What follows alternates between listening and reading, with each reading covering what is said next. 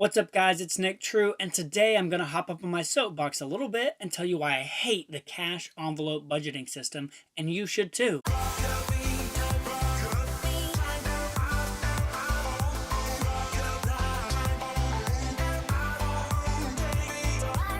So for those of you who don't know, the cash envelope system is basically a budgeting method where you get a whole bunch of cash at the beginning of the month, you get your paychecks out, and you take an individual envelope like groceries or gas or clothes, and you take a little bit of money and you put it in this envelope and that envelope and that envelope. And every time you go to the store to buy something, you're supposed to pull the correct money out of each envelope and then use it while you're there, all cash. A lot of people in the personal finance world are super big on this method, and I'm about to tell you my reasons for why cash budgeting sucks. So the first one, it's a pain to go to the bank and get cash. It's a pain to put cash in little envelopes, and it's a pain to then get the right cash out of the right envelope every time you need to go to the store. People will argue that you're going to spend more money with debit cards and credit cards than you would on a cash budgeting system. However, if you don't stick to the system because it's a friggin' pain, then it's not going to help you save any money. You're going to pay more money because you're going to get disheartened and you're going to stop budgeting altogether. Which brings me to the second point.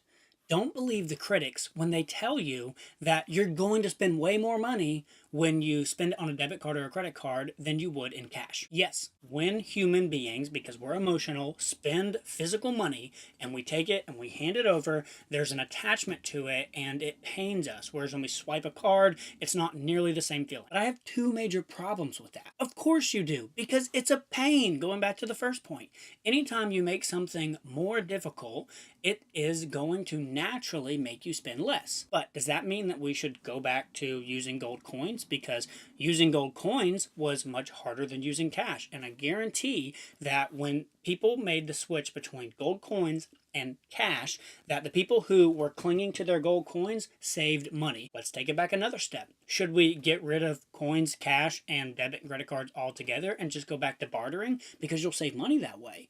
Of course you'll save money that way. Like, here. So imagine if I have to go to the market and I want to take my little buddy O'Malley. I walk up to the grocery clerk and I say, "Hi, I'd like to buy these 10 pounds of chicken. Would you be willing to take my cat?"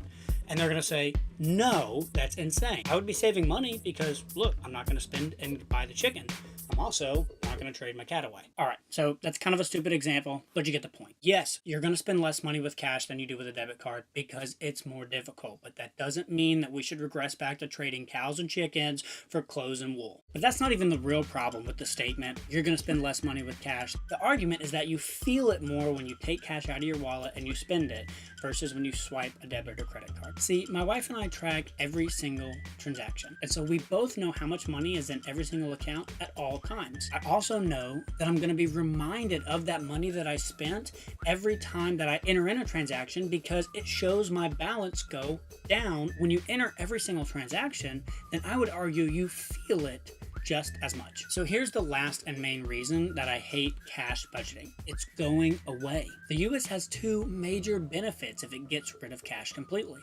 The first is that it massively cuts down on illegal money laundering. The second reason is that all of the people that are currently evading taxes by getting paid under the table is also going to go away. Whenever you get rid of cash completely, then everybody has to pay everybody digital, which then can be tracked and then puts more tax money back in the government's pocket. Do you think it's in the US government's interest to get rid of cash? You bet. And if that happens, what then? You either choose to start acting digitally or you go back to bartering your cat out for a couple pounds of chicken. What I think is going to happen is that all the people that are currently on the cash system are now going to flock to debit and credit cards and say that those are the way to go instead of scanning your cell phone at the checkout line because you feel it more when you swipe that credit card versus just scanning your phone app. So the moral of the story, get rid of cash, start tracking every single transaction, and then it's all the same. So that's it, guys. If you hate cash too, please leave a comment down below. Subscribe to the channel if you want to learn more about how to manage your money. And remember, I can help you manage your money,